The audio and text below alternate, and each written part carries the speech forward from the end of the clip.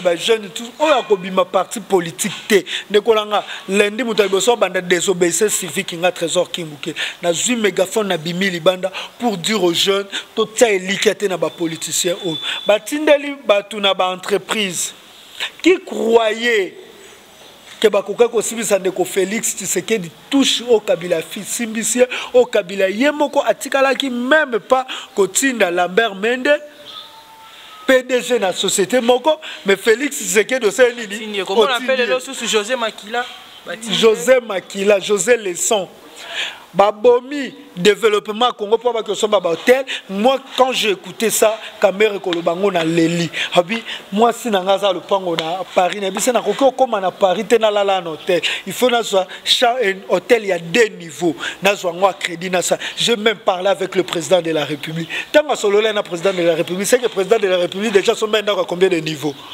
un président parce que jusqu'à aujourd'hui notre président est à Congolais. Félix Tshisekedi n'est pas le président des Congolais. Oh là là. Mais oui, Félix Tshisekedi n'est pas le président des Congolais.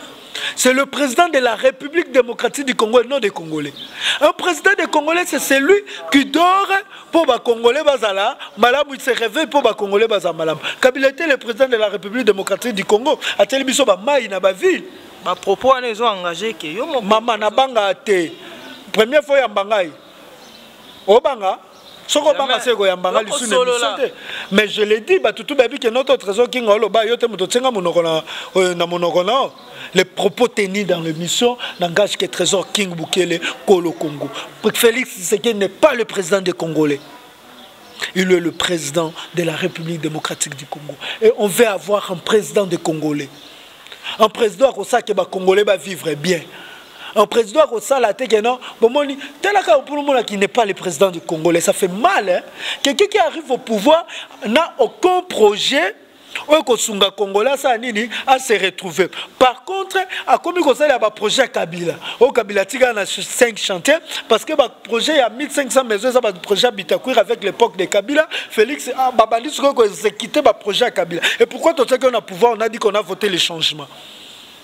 Parce que la plupart des projets, qui n'a 100 jours, ce sont des projets de Kabila. Nous, on voulait, parce que l'UDPS, c'est l'Union des démocrates pour le progrès social. On voulait le progrès social. Et comme palpable, la démocratie, c'est la démocratie et le social. Dès lors qu'on a au Bango Faïba Boundela, il n'y a pas la démocratie, il n'y a pas le social. Et qu'est-ce que vous allez nous dire? Qui est le président des Congolais? Qui est ce Congolais? Oh, je senti que démocratie. Papa Loba qui le peuple d'abord. Papa Loba Maloba Mowe Bazabila Kelimabet. Yango comme on a eu le peuple Koufaka Atilelo. Bref, il y a détournement. Parce qu'il y a une définition entre le détournement et la rétrocommission. La rétrocommission, ça veut dire je t'amène une commission, à toi à ton tour tu me fais une rétrocession. Au Pessinga Mwandambo nanga ya commission. Ah, pêche au marché. Kamere Ayeli Jamal marché, Anasuka Jamal a payé commission. Mais pour un marché, Ayeli Jano marché et Tumbane Tumba ou a détourné. Rétro commission on de Félix Tshisekedi na presse internationale au bac et Panabiso za 46 valeurs.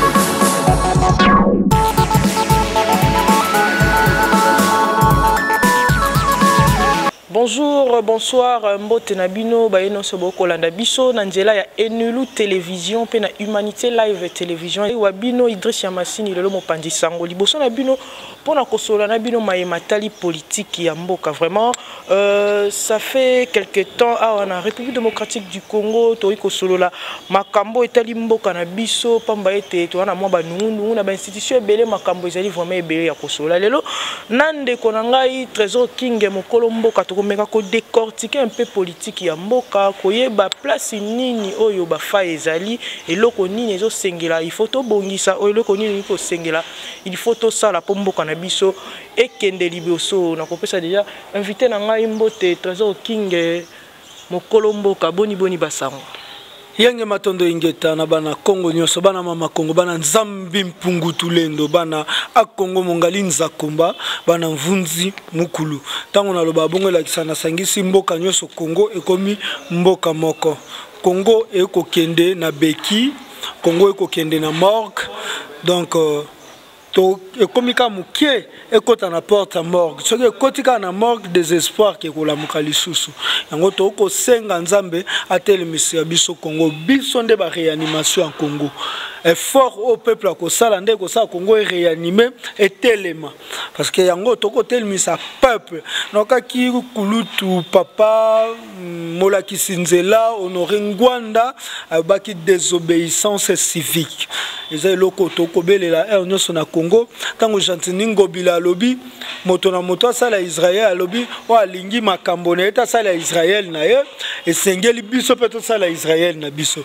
tango to ko sala Israël na biso batuni biso pona ni bo sala Israël na bino to lobi to sali o Jantini sala nini atinda biso désobéissance civique donc Papa Honoré Ngwanda, on a profité aussi de l'occasion de l'émission pour présenter au moins excuse nangaye Papa Honoré Ngwanda au bateau bate songi balobi trésor king a fingi Papa Honoré Ngwanda trésor king a sali boy na loba qui peut je le répète je suis le fruit de Papa Honoré Ngwanda ba ba kanzete na bambuma nango si aujourd'hui je me bats pour ko bengana moi si papa na ndaku te pona ko bengana makangu ya makangu nangate mais je me bats pona ko bengana l'occupation rwandaise ça veut dire que je suis le fruit de Papa Honoré Ngwanda donc je dis à tout Congolais o ba ko linga ba tsa conflit moko ezanga tina pona solola kina bandeko tout ya pariko toza eloko esprit moko cible na biso ezali la Kabylie cible na biso ezali Bokipon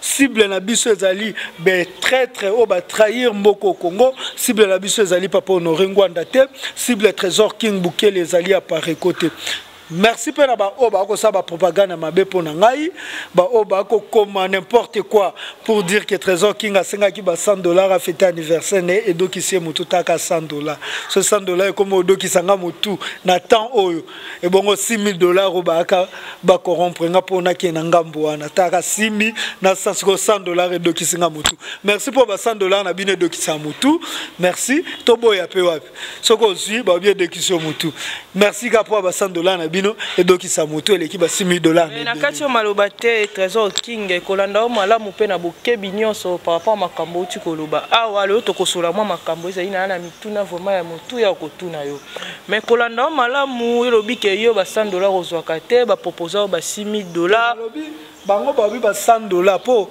to fanda peine de ko mo ba bengi atindeli $100 de ko mo bengi atindeli 50 de ko mo bengi pe mo 200 de ko mo pas bengi mo 300 Sikotangu batu batelo mona photo musupe mutakome eloko wana na photo na komela ngata te trésor king kende western na kombo na ngai mozui kaka oteka ko numéro $100 musupe pesa no pe trésor king ata $10 ote mais siko oningo bimisaka ke no trésor king asutukela $100 on a lobby soki na ebike za rapport na mbongo soki $6000 kuto ba proposer trésor king yaka koma na ngambo na biso to peso $6000 ba fils mukoko bakenda kozwa mais biso to boya kozwa et dokisa biso mutu te bo $100 maintenant on a le bar na lo bar en kabato ka mère ils m'ont appelé ba biso za ba jeune o ba obunda yo zate c'est que to kosi yaka eza mbongo moko po bo bunda ka pour évolution mboka ba mukoko bakenda bazwa kati mais biso to boyaka soki UDPS, biso bofanda aba ministère et bimato tinda bino na ba ministère.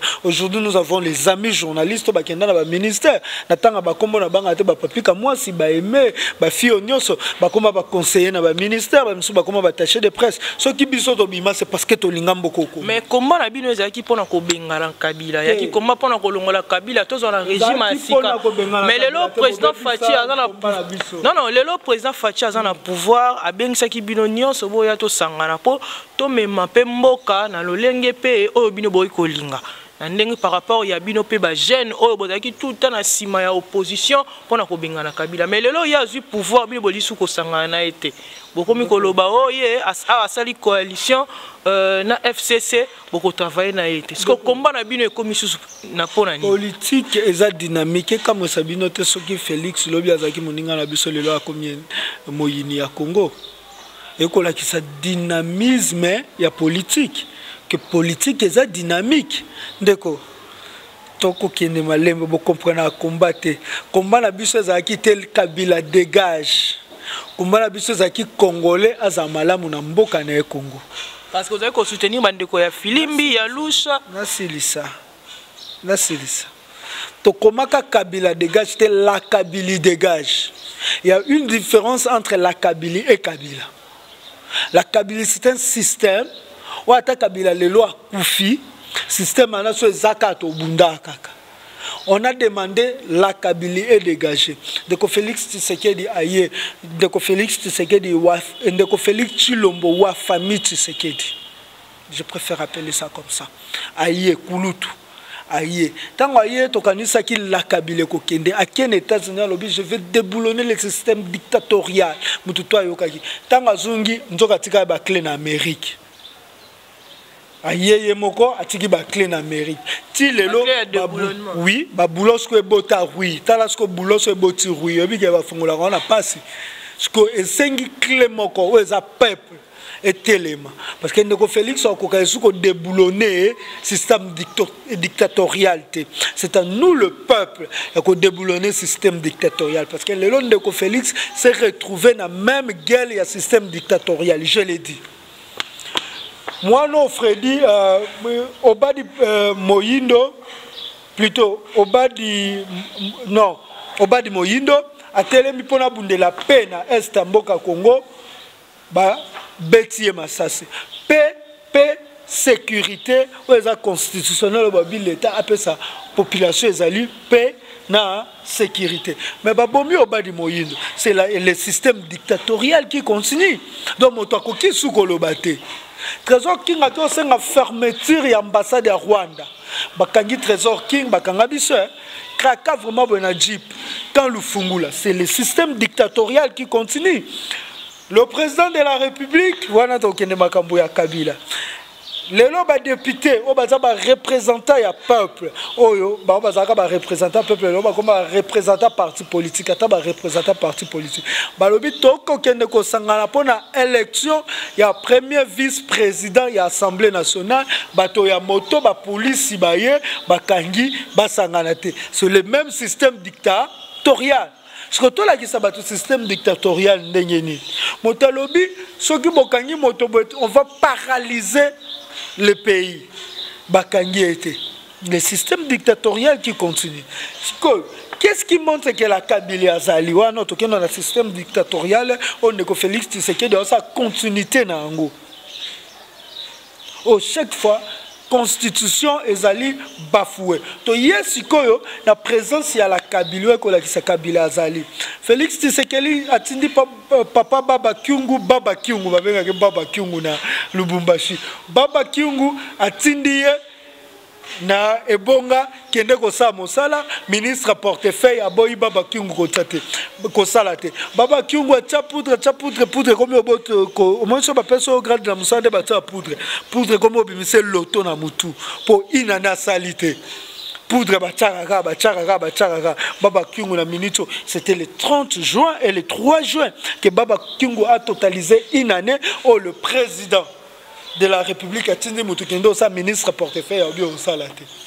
Ministre portefeuille a Zamoutoni à FCC, président Zamoutanini, il y a UDP. Aujourd'hui, quel que soit grade na yo, mais ce qu'on a en moto, il y a UDP, c'est pas qu'on a c'est à moto, il y a FCC. Donc, madame Tokolobake, système ya Kabila eko continue. Eko continue te eko kangabatu kati. Pour série on a continuité kutazaki bien de lo système ya Kabila nyongi biso lizita. Webi Kabila, Zwa Kabila, wana eza ba révélation na personne na simato ke no malembe. Pour ceux qui na zwi Kabila to balusa ngoko mone ko bima bilaka.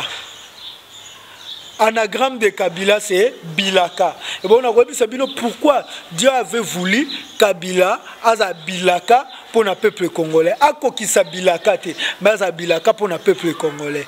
Si ba prophétie e ko kisama. Tozongi un ministre intérieur Il y a intérieur. Il faut gouverneur ayokela lobi we zando e fongwama gouverneur abi sala Israël na yo. Parce que ministre intérieur azamuta UDPS, gouverneur azamuta FCC. Donc quelque chose qui ministre intérieur non, tu n'as pas droit à dire un mot. C'est la présence de Kabylie. Les loyaux, la jeunesse, on a eu des jeunes, on a eu ma parti politique. Lundi, nous avons eu des obéissances civiques qui ont trésor qui na eu mégaphone na bimili banda pour dire aux jeunes, tout ça est liquidé na ba politiciens. Batindeli batuna ba entreprise qui croyait que bakoka ko sibisa ndeko Félix Tshisekedi touche au Kabila simbisie au Kabila yemoko atikala qui même pas kotinda Lambert Mende PDG na société moko mais Félix Tshisekedi c'est nini comment on appelle le sous José Makila José Makila José Lesson oye koto José Lesson oye koto Lambert Mende Lambert Mende o sankouré boyi natango Kabila ko sankouré banda ko boya Lambert Mende mais natango Félix Tshisekedi sankouré boyi mais Félix Tshisekedi a payé confiance a payé entreprise. Cela veut dire quoi? C'est que nous, la Kabylie, on pourrait pas faire. Félix le fait aujourd'hui clair et net. Et où est la jeunesse? Entre parenthèses, on continue. Mais le comment directeur financier, il y a financier, il y a chef de l'État, il y a maison civile, le lot Azali aux arrêts. Mais les Cambouans. Aux arrêts, aux arrêts, qui a détournement de 2 millions. Ah, ok. Bon, ndengo utoko lobana. Mais yo par rapport au komona makambo yango. Au komona la ndengeni. La famille d'abord. Maison civile les amakamata famille à chef de l'État. Tozwa des fois pourquoi ba créer les problèmes ana. Beaucoup monde ba dossier belé ko bima sima. Ndeko, totika ba arrestation spectaculaire. Arrestation moko à spectacle parce que caméra bokangie caméra abimisi ba congolais ba zoba na banani caméra jusqu'au preuve du contraire abibo akizenga to yeko samba détournement bola kisanga preuve ya détournement mais tu abimisi angote preuve ya détournement parce qu'il y a une définition entre le détournement et la rétrocommission. La rétrocommission, ça veut dire je t'amène une commission, à toi à ton tour tu me fais une rétrocession. Au Pessinga Mwandambo nanga ya commission. La pêche au marché. Kamere ayeli Jamal marché. Anasuka Jamal a pêché commission. Mais pour un marché au ya pêché. Ayeli Jano. Martien et Tumbane Tumba ou a détournement. Rétro-commission on de Félix Tshisekedi na presse internationale au bac pas na biso za 46 valeurs. Mais comment on a lelo moi si na maman abinda na bambongo ebele comment on a neve na masaona bambongo yake ya li blanchissement d'argent. Commission. A saleli okana rétro-commission. Donc ceux qui bako kanga caméra te bakanga moto à valoriser rétro-commission parce que détournement ils étaient beau pesi caméra mbongo comme l'été comme ko tambola na mama boka ba est-ce que ça mabe ya caméra eza comme mabe ya moto oyo caméra a bien dit je suis que le simple directeur des cabinets eza na moto oyo abande ko exécuter bo pesa ba marché c'était pas caméra c'était un administrateur. Ayeli mokonzamboka sali eti damoni que non une maison préfabriquée totonga moko la $40,000.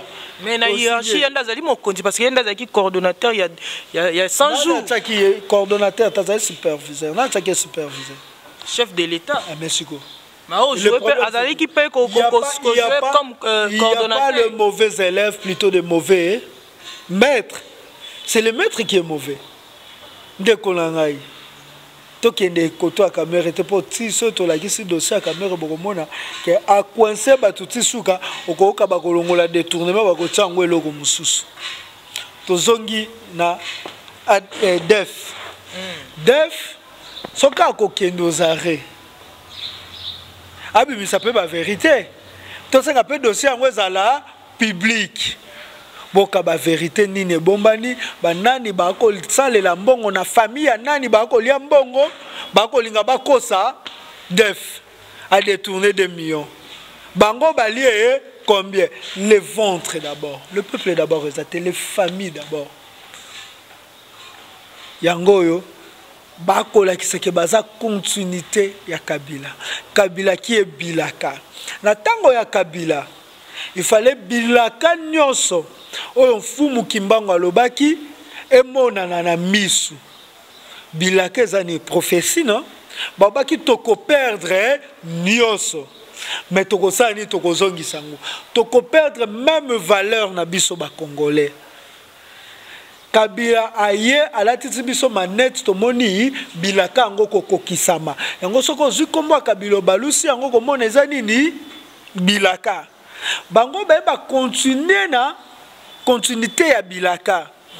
Toko perdre nyonso, toko perdre même mbongo na biso. Eko kende. Na tango ya continuité ya Kabila. Eko kende. Toko perdre même biloko akolia. Nzala makasi kokota. Na mfumu Kimbangu alobaki yango.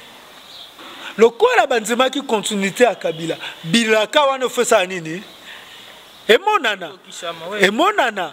Nde toko kende na complissement ya deuxième indépendance. C'est quand la misère montre la population à la tête, c'est à ce moment-là que la population devient comme de l'eau. Au moment où la rivière, disons, la rivière barrière, la fleuve barrière, la population est sous barrière. Quand la misère est mati, peuple est peuple abimi. Mobutu c'est ce qu'on n'a pas pu arrêter ce peuple.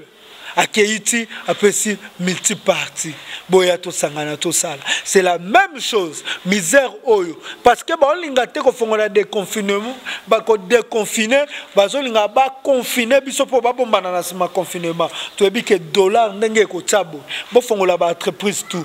Entreprise tout comme luka dollar ko ke somba bilo libanda. Bino siko fond o esala que dollar e matate. Yango bo détourner yango ba famille na banine. Dollar ce cas déconfinement bimi. Entreprise tout est que ça dollar et comme besoin dollar na 50 dollars na 40 c'est un langage il y a un peuple qui est ça un peuple ça nini kelema tomboka mota tomboki sorte nzale tomboki so et yango na lobaka ndeko Félix Tshisekedi azana tamuke pour calamité toko tomboka. Tant au Kotomboka, c'est constitutionnel article 64.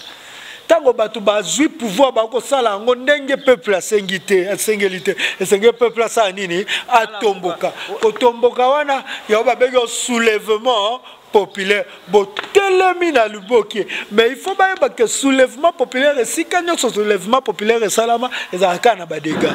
Il y a pas un soulèvement populaire sans les dégâts. Mais pendant que l'on a beaucoup de nyonso ndeko nanga tozo kinge toko loba ki mwana bana mboka ba ko nyoka mapasi ko silate dollar ya ngwa de komi awa côté musuba comment changer 10 dollars on a 20 000 francs congolais.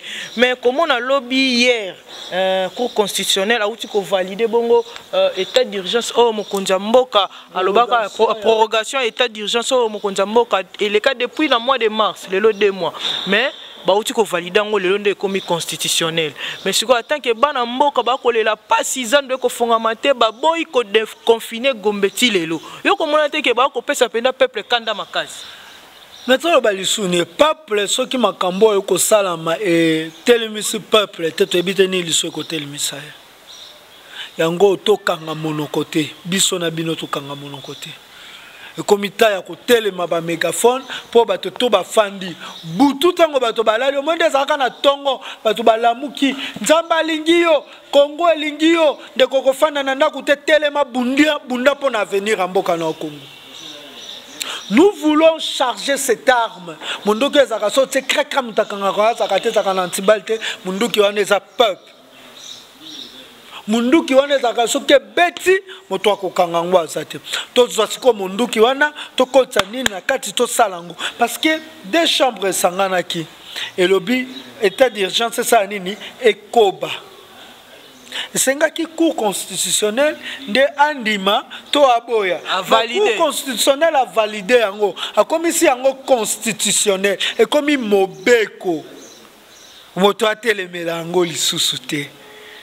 Mais si Mobeko yango na pasi Congolais, chers Congolais, dressons nos fronts longtemps courbé. Yango anaka eloko tokoko. Totelemisa bambunzu oyo ekitaka na se. Oyo ekitaka na mabolongo pona kokumisa bato. Totelemisa total avenir na biso. Tobunda pona avenir na biso. Le pouvoir c'est pas tshisekedisme. Le pouvoir c'est pas kabylisme. Le pouvoir c'est pas fayoulisme. Le pouvoir c'est le peuple. C'est le peuple qui décide. Mais quand le peuple souffre, tu connais que c'est toi le pouvoir. Qu'est-ce que tu vas faire? T'élever, dire non. Dire que non, je confisque mon pouvoir. Parce que c'est ce pouvoir que vous m'avez extorqué. Ce que je vais le confisquer.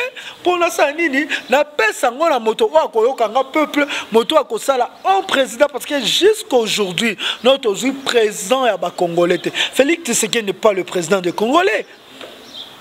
Oh là là. Mais oui, Félix Tshisekedi n'est pas le président des Congolais. C'est le président de la République démocratique du Congo et non des Congolais. Un président des Congolais, c'est celui qui dort pour les Congolais bazala, malam il se réveille pour les Congolais bazala malam. Kabila était le président de la République démocratique du Congo. A télévision ba mai na ba ville. Ba propos ils ont engagé que yo maman na banga te. Première fois ya bangai.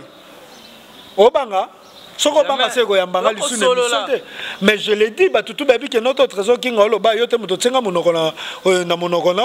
les propos tenus dans l'émission n'engagent que Trésor King Bukele Kolo Congo. Félix Tshisekedi n'est pas le président des Congolais. Il est le président de la République démocratique du Congo. Et on veut avoir un président des Congolais. Un président comme ça que les Congolais va vivre bien. Un président comme ça, qui n'est pas le président du Congolais, ça fait mal. Hein? Quelqu'un qui arrive au pouvoir n'a aucun projet Congolais à se retrouver. Par contre, à comme il y a un projet à Kabila. Au Kabila, il y a 5 chantiers parce que le projet il y a 1500 maisons, ça va projet à Bitakour avec l'époque de Kabila. Félix Babandi s'est quitté le projet à Kabila. Et pourquoi tout ça qu'on a pouvoir, on a dit qu'on a voté les changements. Parce que la plupart des projets, 100 jours, ce sont des projets de Kabila. Nous, on voulait, parce que l'UDPS, c'est l'Union des démocrates pour le progrès social. On voulait le progrès social. Et comme palpable, la démocratie, c'est la démocratie et le social. Dès lors qu'on a au Bango Faïba Boundela, il n'y a pas la démocratie, il n'y a pas le social. Et qu'est-ce que vous allez nous dire? Qu'il est le président des Congolais. Qui est ce Congolais? Oh, je sens que démocratie. Papa Loba qui le peuple d'abord. Papa Loba Maloba Mowe baza bila kelima beti yango komona yi le peuple zo kufaka atilelo. Baza bila kelima be parce que ba côté le mela Maloba Mowe. Qu'est-ce que papa a dit? Le peuple d'abord, mais le détournement d'abord. Tala loko caméra lobby pour vous dire que non ba kota ki pona tango caméra yo proposer ndeko Félix Tshisekedi dobi hôtel wana ya 2 niveaux ngai nakenda mboka mopaya ndako moi sinangate je parlais avec le chef de l'état nebi sena zonda ko na crédit tango ya sengi hôtel ya 2 niveaux c'est que président de la République amona déjà président de la République na nini ou c'est là qui est un fonctionnaire le bana hôtel à 2 niveaux na Paris. Mais c'est parisien la babunda. Bala kisanga immeuble ya Sarkozy à Kinshasa.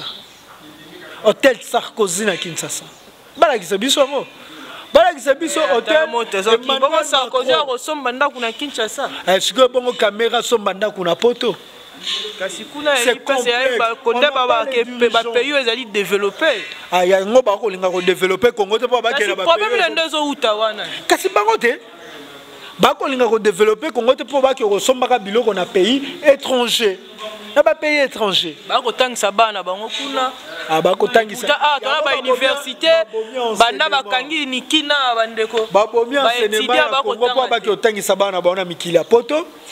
Babomi développement Congo pour que son hôtel. Moi quand j'ai écouté ça caméra kolobango na leli abi moi si nangaza le pango na Paris na bisa na koko comme na Paris te na la hôtel il faut na soit un hôtel il y a 2 niveaux na soit moi crédit na ça je même parlé avec le président de la République tant que solo là na président de la République c'est que le président de la République déjà son maintenant à combien de niveaux tango azui mosolo ou esengeli te pona ye enseignement ko pesa madame à venir à Mboka ezali ils veulent sacrifier la jeunesse du Congo pour tango bana na bango ba koya na poto ba yena mo ba français ba chaka tozwa complexe liboso bana na bango bana biso bazwa complexe liboso bana bango mona Tshisekedi daza na 10 diplômes na poto batie siko liboso mwana na Harvard atanga na Moscou atanga na Nino batie siko liboso ya licencié o ya bimi na campus batie na mwana kamere bino babana wana basoraya ay botiki bana ba diriger c'est ce qu'on dit au peuple congolais.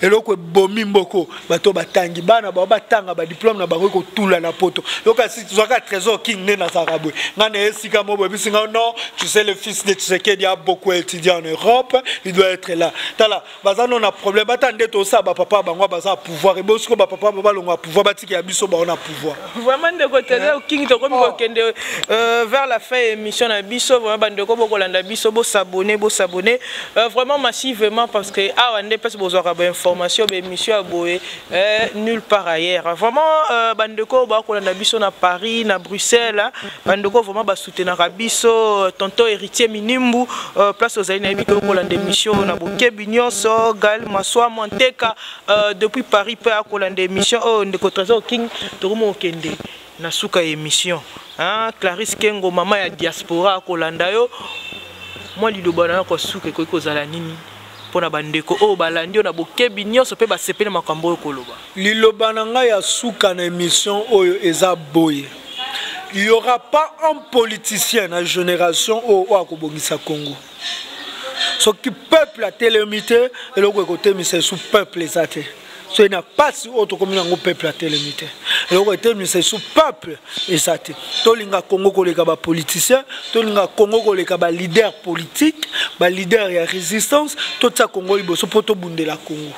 Merci beaucoup Ezaki Bongo Trésor King mon Colombo kauto yakine lelo na émission pona kosola matali politique mbote mingi na bandeko bazali na Bruxelles na Paris na États-Unis na Chine na Hollande na Suisse ope ba ko na biso en Afrique na Gabon na Côte d'Ivoire na Angola na Rwanda na Burundi na Afrique du Sud Cape Town Johannesburg Pretoria bandeko na biso na Toronto na Canada na Québec vraiment boyaki ebele liboso ya ba poste récepteur na bino pona kolanda biso Washington Kengo depuis Paris 19e Ombawechi Kamanda Chako akolanda émission vraiment na Bokebi nyonso wana ezali bandeko bongo ba soutenir biso o ba edaka o pali ko comme partenaire ya chaîne au numéro ezali wana okobenga biso vraiment okolanda émission oyo ezala na téléphone ezala na nini na télévision mais kako partager pendant ko pesa bandeko mususu po occasion ya kolanda biso ya kibongo ya bino Idriss ya Masini nazali vraiment wana pona ko sela bino ka musala ndenge sengi na ibike Trésor King ezali mbala liboso te tokozala nayo tokolobela makambo etali mboka il faut vraiment ko la musa peuple ayeba oyo yazali ayeba place na ye na kati ya mboka parce que le peuple gagne toujours. Hein? Ata mikoleleke belé za na jour moko oyo makambo ko salama ndenge sengeli moi numéro na ya téléphone pona bandeko bali ko contacter 43 00243 82 381 18 51 moi ba mbote pona bato balinga ba pe na pesi bato nyoso balinga nga mbote bandeko